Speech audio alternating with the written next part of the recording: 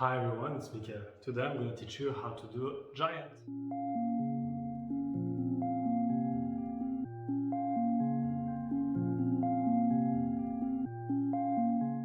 The giant is a simple spinning concept, but there's many applications we can have further with it, now especially connected to our fishtail. So it's definitely something we want to learn. It's visually really beautiful, super simple to get, and also it offers some new pathway and way to move with the stuff while spinning. And so let's get there. As usual, three sections today. First, a really simple breakdown on what is the pathway and how to go there in the simple way. Then how to connect into our spinning and how to include more bits and spinning while we are doing the giant. And small disclaimer before we go in there, I call it the giant because it's how I learn it, but basically it's an extension. It's a full arm spin around the body, but giant is the easiest way for me to call it. Let's take it really basic, okay? I'm gonna face with my hips that direction, so I'm on the wheel plane, okay? My staff, my hand, my arm is extended on my right side here. And this will be our position number one. Then, position number two, I'm simply stretching my arm in front. Position number two. Now I'm gonna keep on the circle, but now I'm turning. Position number three. You see, like my hips now are facing in front of you, so I'm turning with the staff. Now we're gonna go to the left for the position number four. Now I'm even back to you. And if I keep on, for the last one, I'm back in position number one. So I will just do it fluently, then we can break it down again. So, 1, 2, 3, 4, 1. Really simple. And here you really want your arm to be fully stretched. Also because when we're gonna want to do that full contact, if you are bent, it will not all the same. And visually also, if you are stretched, it looks way better. So, start here, position number one, we go in front of us. Number two, number three, we follow the staff, so now our hips are in front. We go for number four, still stretch arm. No, really simple, and when you get that, you can do it in reverse. Position number one, number two, number three, number four, one.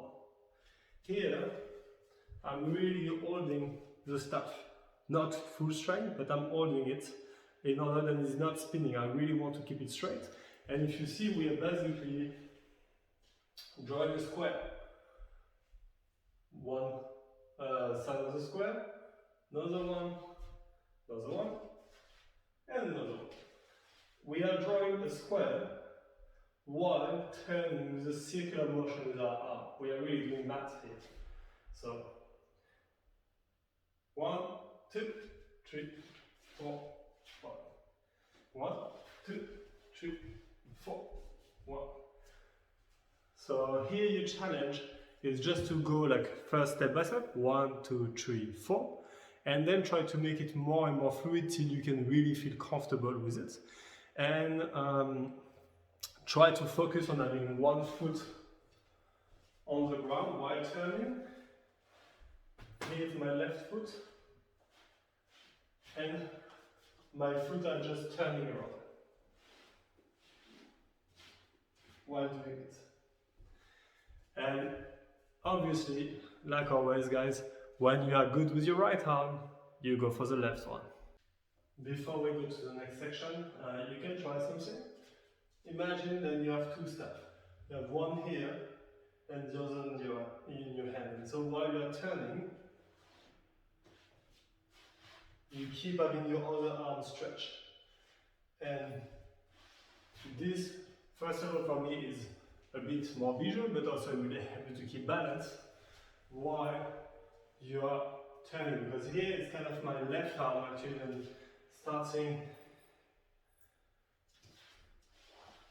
the movement.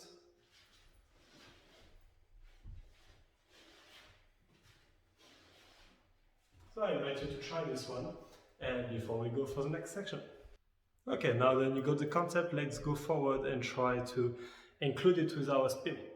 And here we're gonna start with a really basic front spin, okay? So I'm here in front of you, like on the wheel plane, and I'm starting with the basic front spin that we all know now. And when you arrive here on the side, you can realize if you stop, you are exactly in the position that I showed you before. Stretch arm on your side. And basically from here, position number 1, position number 2, position number 3, position number 4, 1. So you see, while you are in your front spin, arriving to your left side, for example, you just reach position number 1. And if you keep it in your flow, you can just include it in there, you see? And I'm really, when I'm going to my, to the giant, I really force the staff to stay in my hand and to not start to spin. So like I'm really going from like a spinning motion here to the giant extension. And now we can notice that the front is working on both sides. Because here, when I'm doing the front spin, when I arrive here, I actually arrive in the same direction. Just with my shoulder a tiny bit twist, it feels a bit awkward. But actually, if I just follow it, I end up again in the same position of 1, 2, 3, 4. Feel a bit more strange, but you can see that with the front spin, the entry to the giant and from the back, from the down part. And now, with the back spin, backwards, the entry is from the top. And here will be position number 1, 2, 3, 4, and go back in the spin. And same on the other side. 1, 2, 3, 4.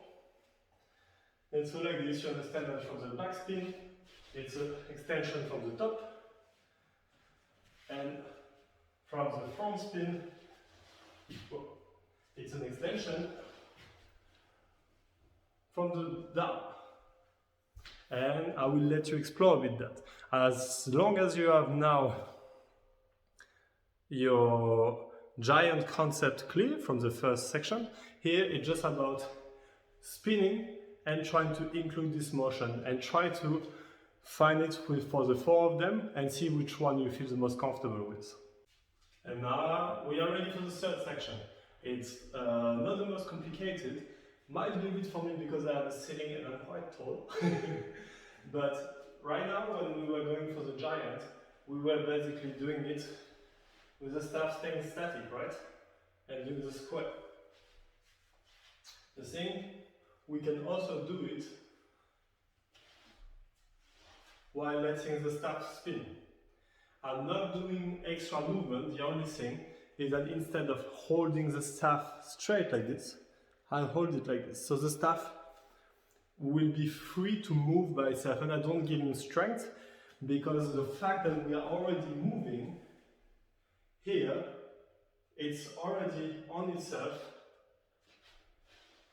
enough for him to move around.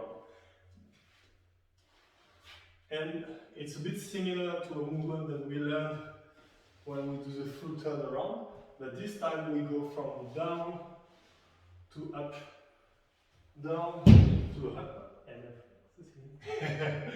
or from up to down, go back up. It doesn't require more knowledge than you already have. It's just about letting your hand free and try out. Also, keep an eye on where you are around so it will not make you so dizzy when you're spinning. And remember to always keep one foot will be like an axis when you're turning around when you turn.